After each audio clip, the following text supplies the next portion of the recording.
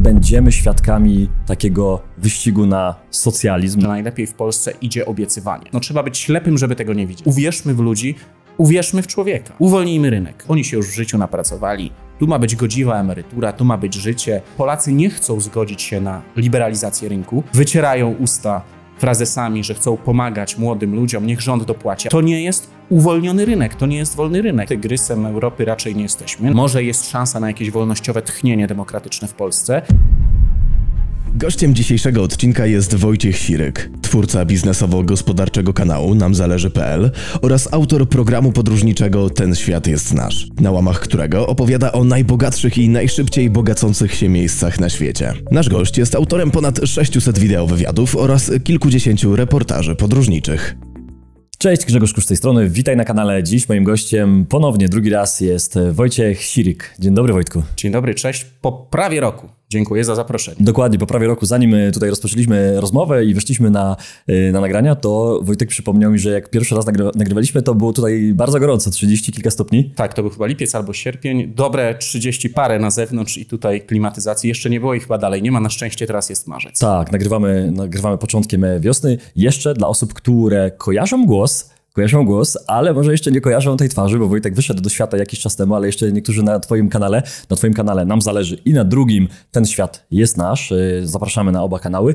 Niektórzy nawet twoi widzowie piszą: o, pojawiłeś się z twarzą na swoim kanale. To jest naprawdę ciekawe. O ile grono takich stałych widzów to bardzo szybko wszystko to zobaczyło, o tyle jednak, no nie oszukujmy się, jeżeli tych subskrypcji jest już setki tysięcy u mnie czy u ciebie, no to pewna grupa zawsze z opóźnieniem sobie sprawdza, co tam na kanale, a obejrzę, dawno nie widziałem. No i ja, mimo że w tych moich wywiadach na Nam Zależy wyszedłem do ludzi z twarzą, z wizerunkiem już chyba z 1,5 roku temu, to cały czas niezmiennie zawsze się zdarzy ktoś, kto wejdzie i napisze: pierwszy raz widzę prowadzącego. O, dobrze, że się prowadzący pokazał, albo lepiej było, jak siedział za kamerą. Zdarza się i tak. Tak, różne są opinie. Pamiętam, że Dawid Kozioł, który siedzi tutaj za kamerami, nawet oglądając ostatnio jakiś materiał z Dawidem właśnie u ciebie, to ktoś zapytał, oglądając ten materiał, kim jest ten pan Dawid obok ciebie. Była taka sytuacja, więc też to jest śmieszne. Dobrze, przejdźmy do naszej rozmowy. I może pytanie takie do widzów, widzowie może zadają pytanie, dlaczego tu jesteś? Ja uważam, że masz bardzo dużo wiedzy, bo nagrywasz mnóstwo filmów z osobami, które rozumieją ten świat lepiej niż my, są blisko ekonomii, gospodarki i jest mnóstwo specjalistów na twoim kanale, których oglądam, których słucham i mówię, naprawdę jest super z tego wiedza. I ty jesteś przy tym procesie, zadajesz te pytania, więc chciałem, żebyś tu dzisiaj usiadł i odpowiedział na takich trochę pytań, które na pewno kołatają się w głowie Polaków, którzy są ciekawi. Mamy zaraz początek wiosny, no i co w tym roku się wydarzy? Więc już przechodząc do pytania, przed nami wybory na jesień. No i zastanawiam się, czy będziemy świadkami takiego wyścigu na socjalizm, no bo socjal wszyscy rozumieją, a widzimy, że zaczynają się te obiecanki. Jeszcze ta prawdziwa kampania przed nami, bo ona się zacznie pewnie po wakacjach albo w trakcie wakacji. No i jak ty to widzisz? Jak oceniasz, czy będziemy świadkami takich obiecanek i takiego wyścigu socjalistycznego? Niestety będziemy, co więcej, już jesteśmy. Ja jeszcze dodam, tak zanim przejdę do sedna, oprócz tego, że prowadzę wywiady, to też sam badam wiele gospodarek na łamach tego drugiego cyklu, czyli Ten świat jest nasz. Bardzo często gospodarek rynkowych, gospodarek szybko rozwijających się albo które już się bardzo dobrze rozwinęły.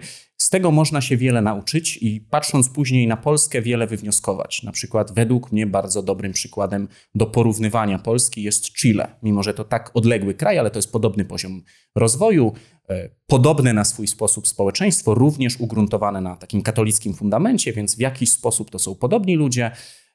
Też wychodzili raczej z biedy, bo tam w tamtym regionie, czyli w Ameryce Łacińskiej, generalnie wszystkie państwa były biedne. No to jedno Chile trochę nadgoniło i jest teraz mniej więcej na poziomie Polski. Więc patrząc na inne gospodarki, wiele można wywnioskować. To pewnie później o tym trochę sobie porozmawiamy. Zapytam o te przykłady. Natomiast na razie jesteśmy w Polsce i tutaj, no niestety, ostatnie lata wprost pokazują, że wszystkie partie polityczne dostrzegły, że najlepiej w Polsce idzie obiecywanie. To zawsze było, nie oszukujmy się, no przecież politycy obiecują nam różne rzeczy od zawsze. Natomiast tak, ostatnie lata pokazują to wprost, no trzeba być ślepym, żeby tego nie widzieć, naprawdę.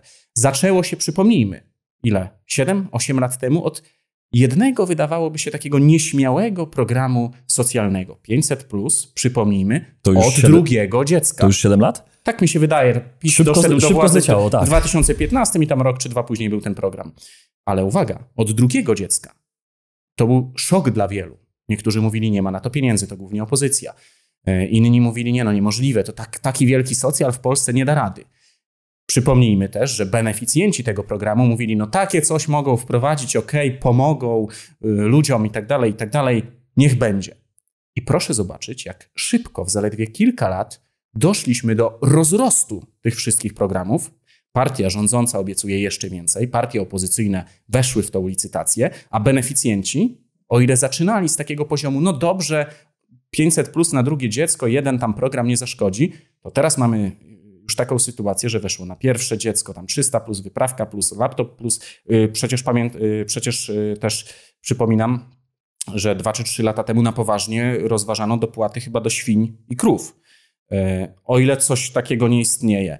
I beneficjenci jak najbardziej mówią, że trzeba, bo jest coraz trudniej, mamy mały kryzys, więc jeszcze więcej.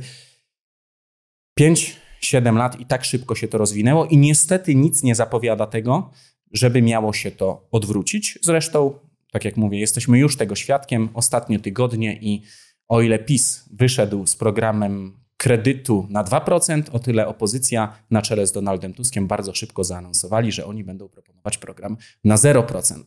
I proszę zwrócić uwagę, jakie to zamieszanie wprowadziło wśród osób potencjalnie zainteresowanych, bo teraz pytanie, brać na 2% czy czekać, może wygrają ci drudzy, dadzą na 0%. A może w ogóle poczekać jeszcze parę miesięcy, bo pojawi się ktoś, kto zaoferuje kredyt na minus 2%. Brzmi abstrakcyjnie, natomiast 10 lat temu też nikt by w Polsce nie powiedział pewnie, nie uwierzył, że na każde dziecko będzie dopłata pieniężna. Więc wyścig na socjal trwał będzie i obawiam się, to może będzie o tym więcej później, że bardzo trudno będzie to zawrócić. Zacząłeś od tego programu 500+, który już wszyscy przez wiele przypadków odmienili i on dotyczy praktycznie każdej rodziny, bo nie płaci się go faktycznie tym potrzebującym, jakoś zweryfikowanym, tylko każdy go bierze, bo po prostu jest dla każdego dziecka. Doszliśmy aż do momentu tych obiecanek nieruchomościowych i tu jeszcze chciałbym Ciebie zapytać, jako Wojtka, jako Polaka, jak ocenia nawet nie jak polityków, tylko co się może wydarzyć, bo niektórym się wydaje, że super będzie, przecież nawet Donald Tusk ostatnio wystąpił i powiedział, że będziemy do najmu dopłacać, że skoro te kredyty na 2% pojawią się najprawdopodobniej w czerwcu czy w lipcu, nie znamy oczywiście dokładnie tego programu, jak to będzie wyglądało, to Donald Tusk wyskoczył i mówi, to my jesteśmy lepsi, my będziemy dopłacać nawet do najmu i niektórzy się ucieszyli, a wiem pewnie, co odpowiesz, ale chciałbym, żebyś ty odpowiedział tym, którzy nie rozumieją tej ekonomii, że jeśli rząd dopłaci tam 600 zł, jak dobrze pamiętam, chyba do wynajmu mieszkania, to co się wydarzy na tym rynku? Wszyscy doskonale wiemy, co się wydarzy. Ceny najmu wzrosną.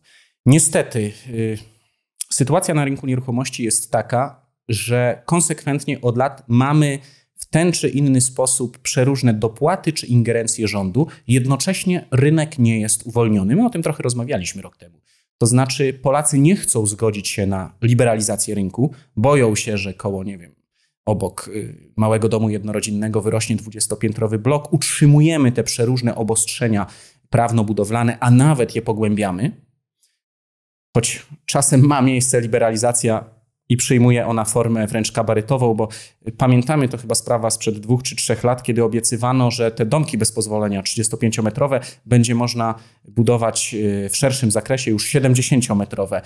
To było jak najbardziej rozsądne, choć ja powiedziałbym, dlaczego nie po prostu domy jednorodzinne bez pozwolenia. Naprawdę trudno mi uwierzyć, żeby w 2023 roku, w dobie internetu, w dobie przede wszystkim tego, że jeżeli ktoś buduje dom jednorodzinny, to jednak już trochę pieniędzy ma, stać go na to, żeby ktoś miał wybudować dom, który miałby się zawalić, miałby być niebezpieczny. Ludzie, po wojnie społeczeństwo budowało na ogół te domy jednorodzinne gdzieś na prowincji, często bez pozwoleń.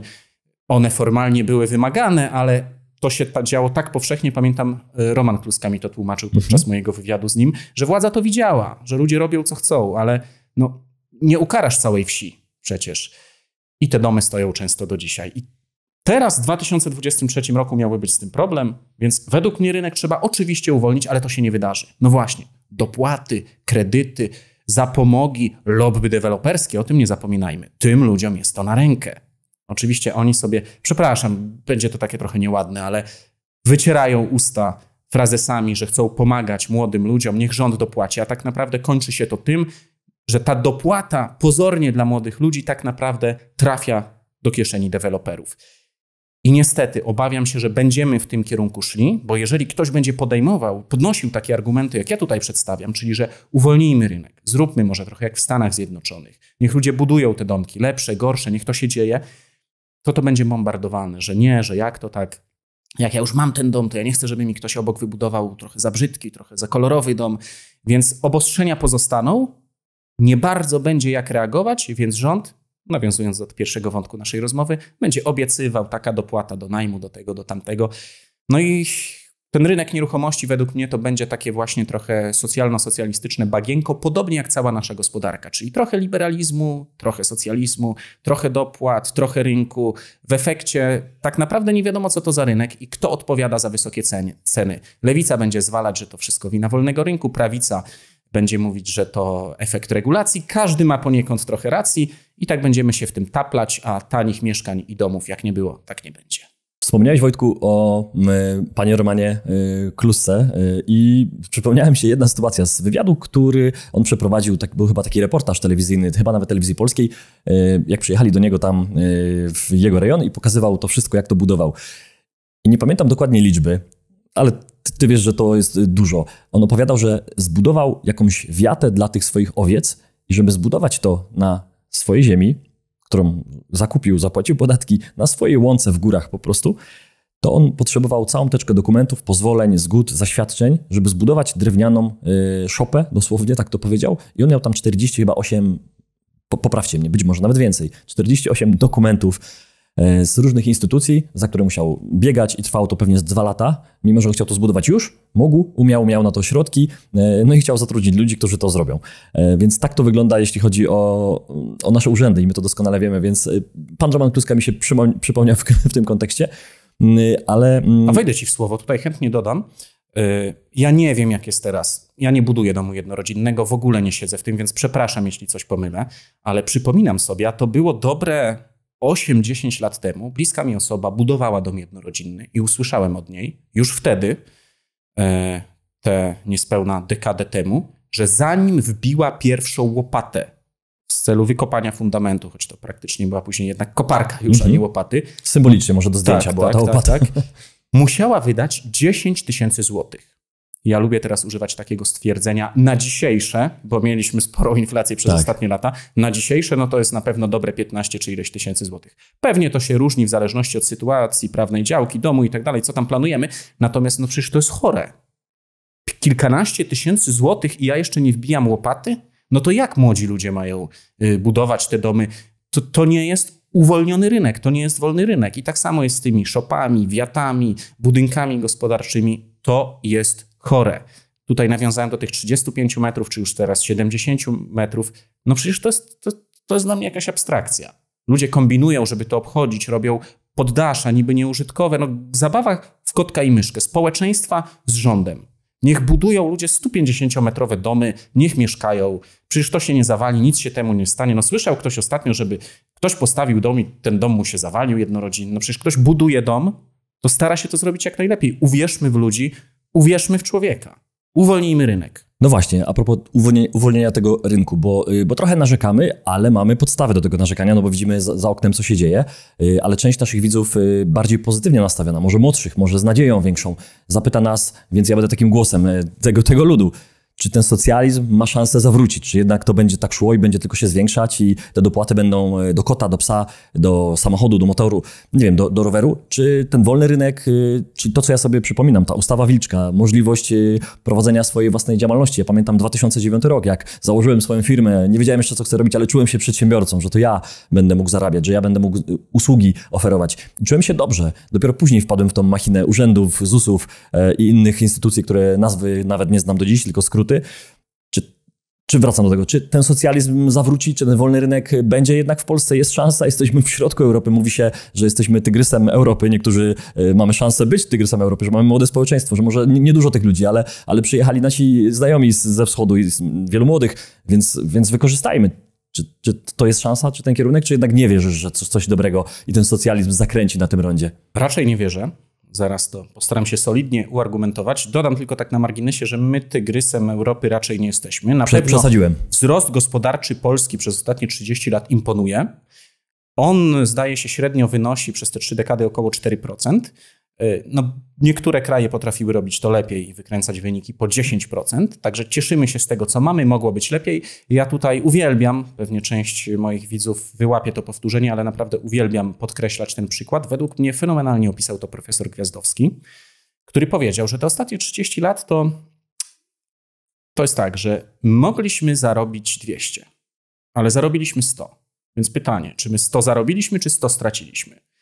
Tak to mniej więcej wygląda. Ja jestem po tej stronie, która uważa, że jednak 100 straciliśmy, mogło być dużo lepiej. No ale nie ma co mówić, że Polska się, nie wiem, zapada, rozpada, dramat 30 lat. To nieprawda. Społeczeństwo polskie poniosło ogromny koszt, ogromnym wysiłkiem, ale rzeczywiście dokonało istotnego postępu, jeśli chodzi o gospodarkę. Natomiast co będzie dalej?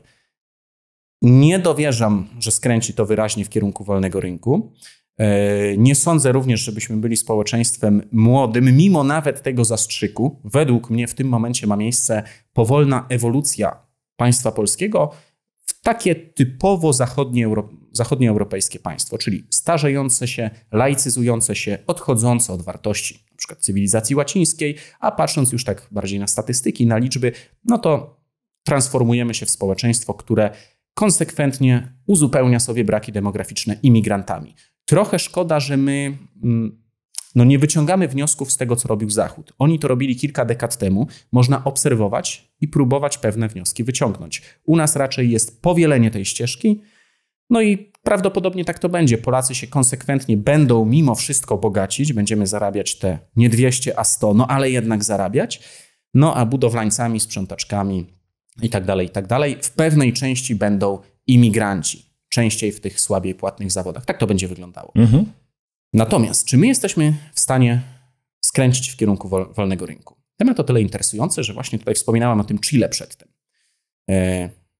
Nie mamy może czasu, żebym omawiał całą tę gospodarkę, natomiast takie krótkie tło. Tam rzeczywiście kilka dekad temu bardzo wyraźnie skręcono w kierunku wolnego rynku. I ten system może i trochę okrzepł, ale jednak Chile pozostawało i wciąż niech będzie, że pozostaje jedną z najbardziej liberalnych gospodarek na świecie.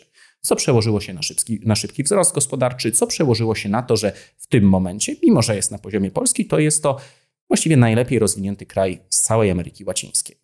Natomiast po 20 czy 30 latach takiego turbowolnego rynku, tam była też władza autorytarna, więc to jeszcze trochę inny przypadek, ale przyszła demokracja do Chile i z czasem zaczęto ten wolny rynek trochę podważać. I ja pamiętam, kiedy około dekadę temu bardzo zainteresowałem się tym państwem, to tam był taki argument, że społeczeństwo chilijskie już praktycznie w ogóle nie popiera tych poprzednich rządów autorytarnych, tych, które wprowadziły ten wolny rynek, tych liberalnych reform, że osoby, które teraz to postulują, mają może 5, może 7% poparcia, to już minęło i to był zawsze w ustach przeciwników wolnego rynku, na przykładzie Chile, taki koronny dowód, że patrzcie, wprowadzili wolny rynek, minęło 2 czy 3 dekady, nikt już tego nie popiera, tam jacyś prawicowcy mają po 5, po 7%, społeczeństwo zupełnie tego nie chce. Co by nie mówić, no coś w tym było rzeczywiście, takie były wyniki wolnorynkowców w Chile, takich skrajnych wolnorynkowców w Polsce, powiedzielibyśmy, bo, to też trzeba na marginesie dodać, ta chilijska debata polityczna jest znacznie bardziej autentyczna i poważna. U nas to jest taka właśnie, powiedzieliśmy, licytacja na socjalizm, natomiast tam mamy partie komunistyczne, mamy partie wprost odwołujące się do właśnie turbokapitalizmu, wręcz do autorytaryzmu czasem, jeśli mówimy o systemie politycznym. Więc jest nawalanka bardzo różnych idei, a nie tak jak w Polsce, że tak naprawdę kto da więcej. I co się wydarzyło w Chile w ostatnich latach? Jeszcze 5 czy 7 lat temu kandydat, który postulował powrót do wolnego rynku, który nawet pozwalał sobie w debacie publicznej mówić, że ten autorytaryzm był dobry. Ludzie się wtedy często za głowę łapali. Miał 7%. Minęło parę lat i on 2 lata temu na tych samych hasłach wszedł do drugiej tury wyborów prezydenckich. Tam jest trochę inny system polityczny. Miał 30 parę procent, potem rzeczywiście w drugiej turze jest już 1 na 1 i tę drugą turę przegrał, ale zyskał 44%. Czyli jednak społeczeństwu może się odwrócić tak, że facet, który ma 7%, nagle ma 44%. To się może wydarzyć. Natomiast nie zmienia to faktu, że ten gość, to jest José Cast, po hiszpańsku czy po chilijsku, no przegrał. Więc wydaje mi się, że w Polsce mogą powrócić idee liberalne. Może rzeczywiście wydarzyć się coś takiego, jak nie wiem, Margaret Thatcher w Wielkiej Brytanii, czy jak ten Cast w Chile. Natomiast to na pewno nie będzie tak, że taki 100% wolny rynek zwycięży demokratycznie. To się nie wydarzy, ale może przynajmniej trochę tchnie tej idei wolnościowej w Polskę i uda się, ja wiem, opóźnić ten socjal, przynajmniej trochę zmienić. Warto tutaj też wspomnieć, że mieliśmy przykład tego, co się dzieje w polskim społeczeństwie, jeśli ktoś podejmie niepopularną reformę, jak szybko społeczeństwo potrafi natychmiast odbić w drugą stronę. Reforma emerytalna, aktualna opozycja, wtedy na czele z Donaldem Tuskiem, przedłużają wiek emerytalny, prawda? Ja wiem, na swój sposób nieuczciwe, no ale jednak z punktu widzenia państwa, podkreślę to bardzo mocno, z punktu widzenia państwa jednak potrzebne, bo to się nie spina, ZUS się nie spina. I oni to zrobili. Natychmiast po 2 czy 3 latach, po paru latach, nie pamiętam, za sprawą PiS-u to wróciło do poprzedniego. Więc niestety myślę, że nawet jeśli ktoś zreformuje gospodarkę w kierunku rynkowym, to bardzo prawdopodobne, że szybko wrócimy jednak do pewnego socjalu, piłeczka się odbije w drugą stronę. Będzie to bardzo trudne, ale tak puentując, uważam, że kto wie, trzeba wierzyć, może pojawi się ktoś taki, kto będzie miał bardzo dużo poparcia i tchnie idee wolnorynkowe właśnie w polskie społeczeństwo. Wspomniałeś, Wojtku, jeszcze o emeryturach i też chciałem oczywiście rzucić taką kwestię związaną z tym, że cała Europa o to walczy, bo teraz chyba wielkie protesty we Francji, na ulicach ponad 1 milion osób, które się nie zgadzają na podniesienie tego wieku emerytalnego. Wspomniałeś o tym, że to jest niezbędne, potrzebne i u nas ten problem nie dość, że jest, to pewnie jeszcze będzie większy, ale nie o emeryturach dzisiaj, więc przejdźmy do tego tchnienia wolnościowego w polityce, o którym powiedziałeś. Pierwsze nazwisko, pierwsza osoba, która mi się pojawia nad głową, to myślę, że nie będzie niespodzianka, to jest Sławek Mencen. I chciałem ciebie zapytać, czy to o takiej osobie myślałeś, czy dokładnie o Sławku, czy może jest ktoś jeszcze z tyłu, kto się przygotowuje na tą walkę, debatę polityczną, która przed nami. Więc to jest jakaś szansa, którą tak na plus widzę. Sławek Mencen i jego wolnościowe, jego takie prowolnorynkowe hasła, ale nie tylko hasła i praktyka, no bo jest sam przedsiębiorcą od wielu lat i rozumie przedsiębiorców i komunikuje w ten sposób, że ja jako przedsiębiorca rozumiem i wierzę. I ufam jako politykowi. Chyba pierwszy raz w moim życiu. I drugie, może pytanie, wątpliwość, że jednak nas, przedsiębiorców, jest mniej, tych osób, które chciałyby, żeby ten wolny rynek, żeby było mniej problemów, że my sobie poradzimy, nie trzeba o nas dbać socjalem, my naprawdę sobie, nie przeszkadzajcie i my to ogarniemy. No nas jest 10% przedsiębiorców w Polsce, więc jeśli my się wszyscy zmobilizujemy i pójdziemy do tych urn, no bo część przedsiębiorców pewnie i tak mówi, nie ma na kogo, więc ja zostanę w domu, to czy my i tak jesteśmy pewnie w mniejszości, no bo ten socjalista powie, pójdę, bo mi socjal zabiorą, więc właśnie, czy jednak z jednej strony ta szansa w postaci Sławka, czy o tym myślałeś, a druga jednak taka trochę wątpliwość, że jednak nas jest mniej. No i co? I czy wygramy, czy poddawać się, czy jednak walczyć o coś na początek, no bo w większości nie zdobędziemy, nie ma szans na początek. Otworzyłeś mnóstwo interesujących wątków. Tak. No to po kolei. Sławek jak najbardziej, niech walczy.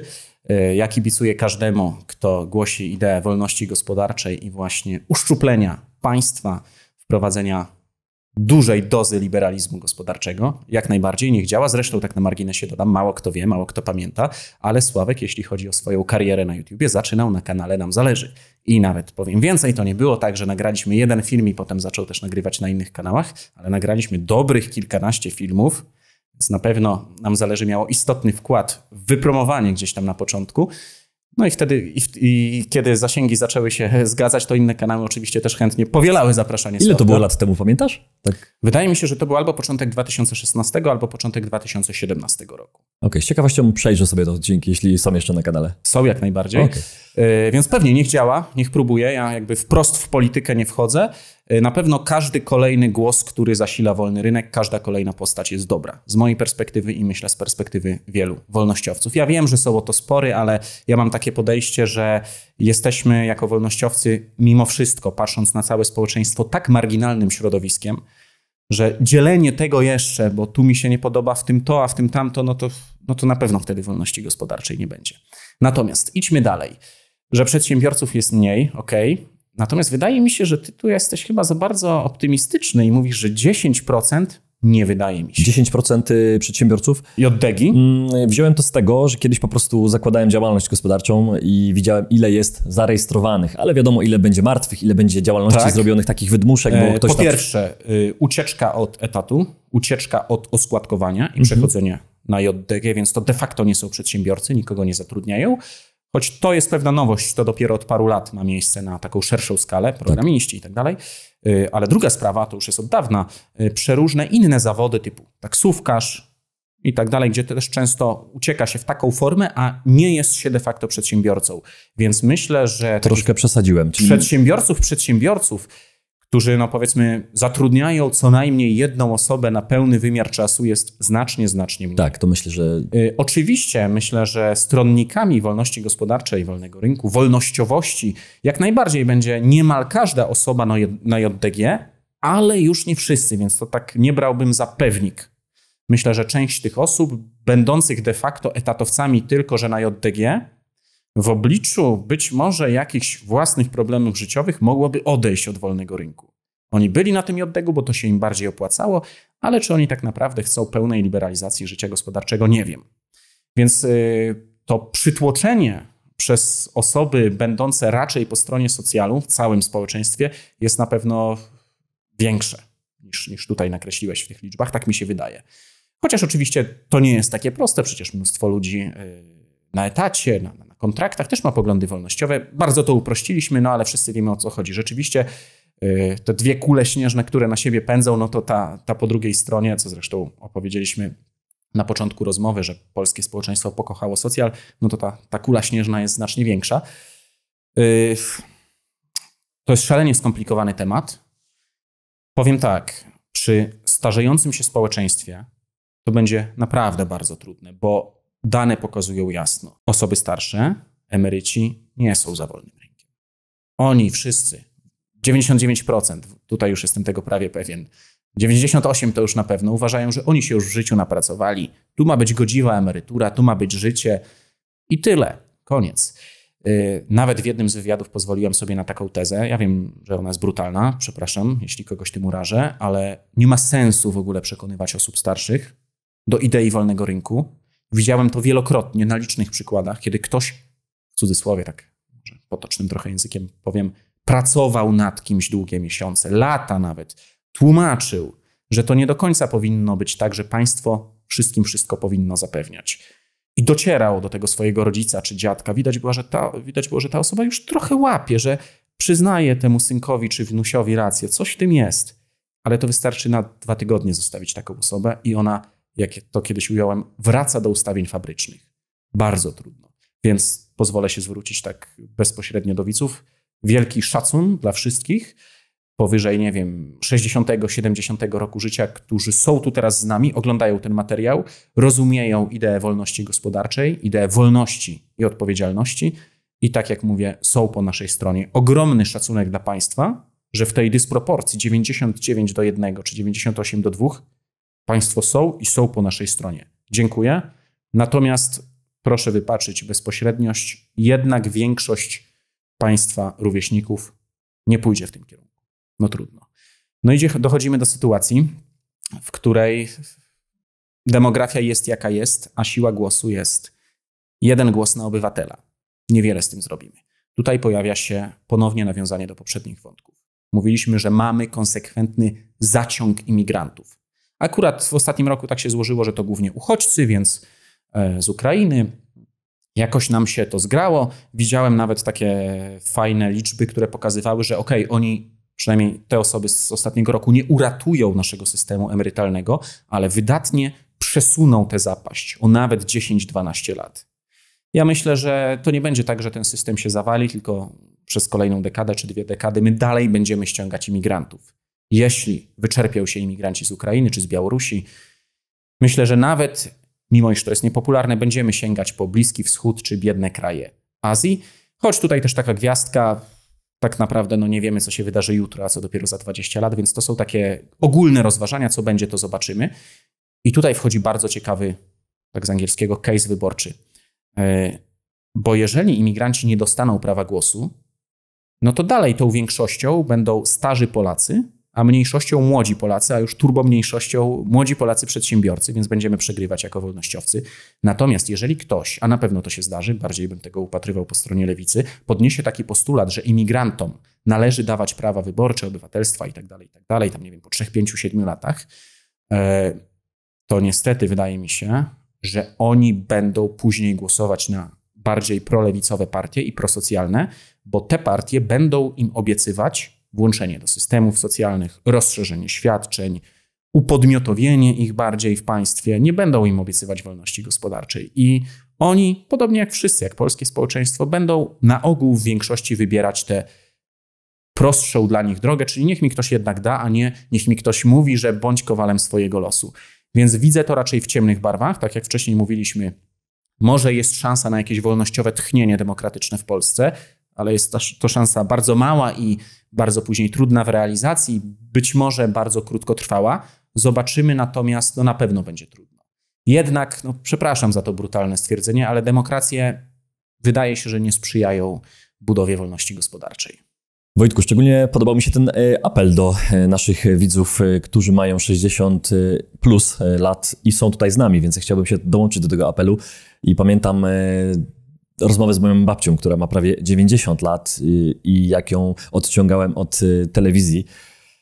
I to nasze rozmowy, gdzie jej pokazywałem, jak wygląda materiał na YouTubie nagrany z tym samym panem, z panem premierem i ten sam materiał, który jest w telewizji, która jest naprzeciwko jej kanapy. I ona była zszokowana i zdziwiona i mnie zapytała, ale jak to jest, że tam mówią tak, a tutaj na YouTubie jednak jest inny materiał tej samej osoby. I później poleciały epitety ze strony Wejdę ci jeszcze słowo, wiesz co? Tak sobie myślę, że może jedyną drogą jest, żeby w tym starszym pokoleniu ludzie nawzajem siebie przekonywali. Skoro my młodzi nie dajemy rady, ojców, dziadków, mamy, babcie przekonywać, to może apel do tego 1 czy 2% ludzi starszych, acz popierających idee wolnościowe. Szanowni Państwo, bardzo prosimy nam pomóc. My nie dajemy rady. My pracujemy nad tym 2-3 lata, a potem na końcu ktoś i tak przychodzi i mówi dobrze, że dali na te dzieci i dobrze, że dali te dopłaty i na tą świnię i na tą krowę i tak ma być. My nie dajemy rady. Nie potrafimy na ogół. Więc proszę, żeby przekonywać sąsiadki, koleżanki, sąsiadów, kolegów wewnątrz swojej grupy wiekowej. Jeżeli nie państwo, to ja już nie mam pomysłu. To już chyba te 10 milionów emerytów na zawsze zostanie po stronie socjalu. Tak, bardzo dobry apel. Ostatnio na spotkaniu ze Sławkiem Mencenem też powiedział, że on nie ma pomysłu i nie wie, w jaki sposób dotrzeć właśnie do tej grupy wiekowej, do tych środowisk, że on bardzo dobrze trafia do młodszego pokolenia, do osób w jego wieku. Sławek ma 36 lat. 35 i do młodszych, ale nie potrafi dotrzeć do tej grupy wiekowej osób 60+. Także dziękuję Wojtku za ten drugi apel. Zatem kończące na dzisiaj, ostatnie, dotyczące właśnie tych postulatów wolnorynkowych, bo niektórzy mówią, że to jest niemożliwe, że tego się nie da, że to są jakieś bajki, że to dobrze brzmi, ale to są jakieś truizmy, które nie są do wprowadzenia, że to można ewentualnie spisać, włożyć między bajki i czytać jako idealny świat. I chciałbym Cię zapytać, bo właśnie są kraje, są przykłady, w których jednak da się to wprowadzać. Znasz na pewno, na Twoim drugim kanale opowiadasz o całym świecie i o wielu przykładach, gdzie jest dobrze i może dałoby się przemycić kilka tych przykładów do nas. Prosiłbym teraz o konkrety. Oczywiście, bardzo chętnie powiem więcej. Jak to się nie da? Jeżeli ktoś takie rzeczy głosi, to proszę być uczciwym i powiedzieć, ja nie popieram, albo boję się takiego systemu, albo nie chcę takiego systemu, ale niech nie mówią, że się nie da. Da się, chętnie wymienię parę rzeczy.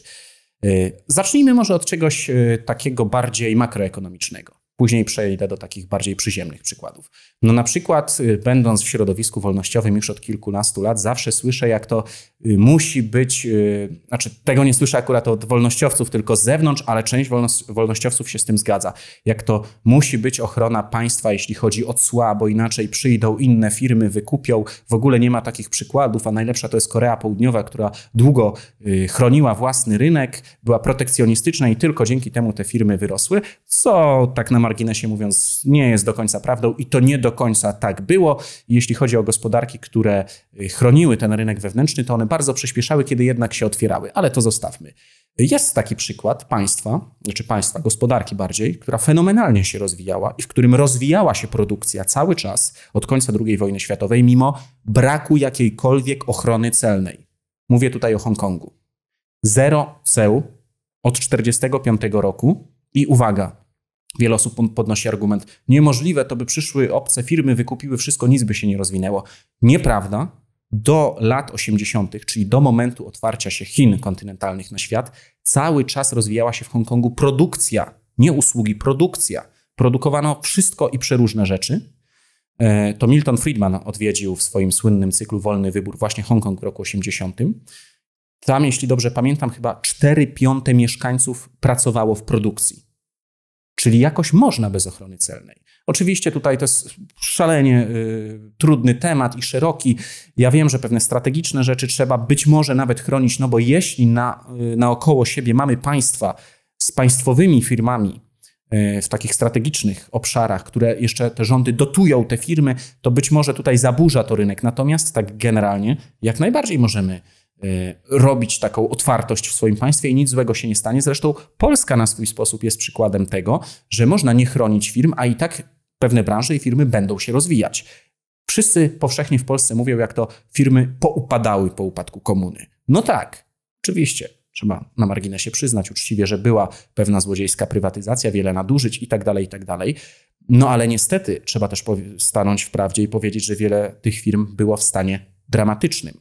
Ale jednocześnie Polska się tak otworzyła, niektórzy mówią, matko, znieśli tam ochronę, przyszły niemieckie firmy jakieś tam, no to zaraz, to według logiki tych ludzi, to nic się w Polsce nie powinno rozwinąć. A przecież rozwinęło się mnóstwo branż i mnóstwo przeróżnych firm, mając tych potężnych tych potężnych rywali wokół. Przemysł związany z produkcją tych mniejszych statków, jachtów w Polsce jak najbardziej się rozwinął. Czy ktoś do tego dopłacał? Czy ktoś to chronił? Nie. Są firmy z branży, to chyba Wielton, czyli te naczepy, tiry i tak dalej. Też się rozwinęła firma od zera, bez żadnej ochrony, mając potężnych konkurentów. Wspomniany wcześniej Roman Kluska. No jakby mógł rywalizować w takiej Polsce lat 90. z amerykańskimi potentatami? Jakoś mógł. Więc da się, jak najbardziej da się. Ale to tak na marginesie chciałem wrzucić taki kamyczek do tego protekcjonistycznego ogródka. Przejdźmy może do nieco bardziej przyziemnych przykładów. Na przykład ktoś mówi, płaca minimalna, nie można jej zlikwidować.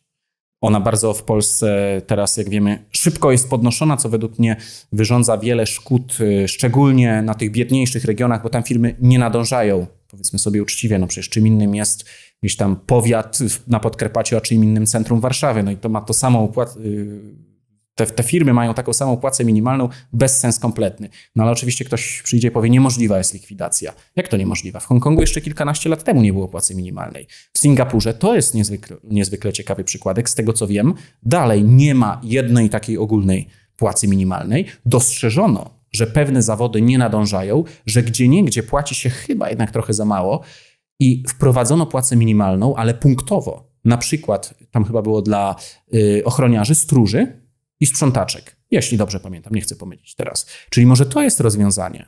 I jak najbardziej da się to wprowadzić. Tylko gdzieniegdzie, a nie tam 500 zł do góry płaca minimalna, za pół roku jeszcze i potem to rodzi liczne problemy, prawda? Co jeszcze możemy wspomnieć? Jeśli chodzi o prywatyzację i wspomniane Chile, wiele osób mówi, że system emerytalny może być tylko państwowy. No w Chile sprywatyzowano go. Powstał jedyny na świecie w pełni kapitałowy system emerytalny. Oczywiście pełen kontrowersji, bo co wyszło? Ludzie nie płacili składek w dużej mierze, często uciekali do szarej strefy. Często krytycy tego pomysłu mówią, no widzicie, no wprowadzili prywatny, teraz ludzie mają niskie emerytury. Tak, mają, ale jeżeli spojrzymy w dane, uciekali od składkowania. Z tego co pamiętam, mówię to z pamięci, przepraszam, parę lat temu się tym przykładem zajmowałem, więcej niż połowa społeczeństwa nie wpłacała do systemu, przez ponad połowę swojej aktywności zawodowej. To skąd mają mieć te emerytury? A co zabawniejsze, wiele osób mówi, widzicie, nie spiął się kapitałowy system emerytalny w Chile. Ja mówię na to, no dobrze, no to mamy w Polsce publiczny system emerytalny. I czy on się spina? Też się nie spina. A szczególnie teraz też uciekamy od tych składek, więc Nie ma tak, że się nie da czegoś zrobić. Da się. Tylko niech osoby, które używają tych argumentów, nie da się, niemożliwe, liberalne bajki, niech staną w prawdzie i przestaną mówić, że się nie da. Wszystko się da. Niech mówią, nie popieram, boję się takiego systemu, nie chcę wolności pełnej. To takie argumenty rozumiem, to możemy dyskutować, ale nie, że się nie da. No. Bez przesady. Albo można wspomnieć jeszcze Stany Zjednoczone. Wiele osób mówi, czy boi się uelastycznienia rynku w Polsce. Mamy te wszystkie odprawy, ten zakaz zwalniania ludzi w pewnym wieku, różne tam takie rzeczy. Szalenie to jest nagmatwane, no bo na przykład jeżeli nie możesz kogoś zwolnić na kilka lat przed emeryturą, to jednocześnie nikt takiej osoby nie chce zatrudniać. Więc to działa w dwie strony. Czy nie da się nic z tym zrobić? No jak najbardziej się da. Rynek pracy w Stanach Zjednoczonych jest bardzo elastyczny. Widzieliśmy to na przykładzie COVID-a. Momentalnie mnóstwo ludzi potraciło pracę, ale jednocześnie później bardzo szybko do tej pracy wracali. Więc jak najbardziej idee wolnościowe da się wprowadzać, one funkcjonują na świecie i często, ja tutaj nie chcę być dogmatyczny, często okazują się sprawniejsze, lepsze. Na sam koniec pozwolę sobie, bo zabrałem dzisiaj ze sobą do studia, zareklamować moją pierwszą książkę podróżniczą. Myślę, że to trochę niczym ten mój program Ten świat jest nasz. Łączę tematy podróżnicze z gospodarczymi. A więc z jednej strony dla osoby, która generalnie interesuje się tematami poważnymi, takimi jak ekonomia, gospodarka, to jest taka luźna odskocznia. Możemy to przeczytać w ramach rozrywki, odskocznie od tych ciężkich tematów. Natomiast z drugiej strony, jeśli ktoś aż takimi tematami się nie interesuje, ale lubi podróże, to tutaj dostaje te podróże jednak opisane przez człowieka, który interesuje się trochę poważniejszymi tematami, więc to może być bardzo fajny wstęp, żeby poznawać świat trochę z innej strony niż gdzie jest jaka pogoda i gdzie co można zjeść i gdzie warto sobie zrobić zdjęcie na Instagram. Tematyka jest taka ciutkę poważniejsza i spodoba się, tak jak mówię, ludziom zainteresowanym merytoryką, jak i po prostu podróżami. To jest tak jak właśnie program Ten świat jest nasz. Tutaj mamy akurat opowieści chińskie, czyli opisuje Chiny kontynentalne, Tajwan, Hongkong i Makao. Wszystkie te chińskie organizmy można łatwo i przystępnie ten chiński świat zrozumieć. Link, mam nadzieję, podamy w opisie. Tak, będzie w opisie. Czuć, Wojtku, że jesteś w swoim świecie, że połączyłeś w tym ostatnim pytaniu i podróże z tego twojego kanału, drugiego i właśnie gospodarkę, socjal, wolny rynek, wiele przykładów, więc widać, że po prostu lecisz, ja tak dodam, czujesz to doskonale. Mnie interesuje często praktyka, bo o idei to możemy przy kominku rozmawiać sobie 5 godzin wieczorem, tak, prawda? Popijając lampkę wina i mówić, to może być tak, a może być tak i tak sobie gadamy, nic z tego nie wynika. Natomiast praktyka, świat, jest jakiś kraj, gospodarka, jest rozwiązanie, działa, nie działa, kawa na ławę i ja wolę tak. I jesteś znany z tego, że szybko zadajesz pytania, krótkie pytania, nie robisz długich wstępów i też było wiele przykładów. O to prosiłem, więc bardzo Ci dziękuję dzisiaj za rozmowę. No i zapraszam znowu. Wszystkiego dobrego. Do zobaczenia.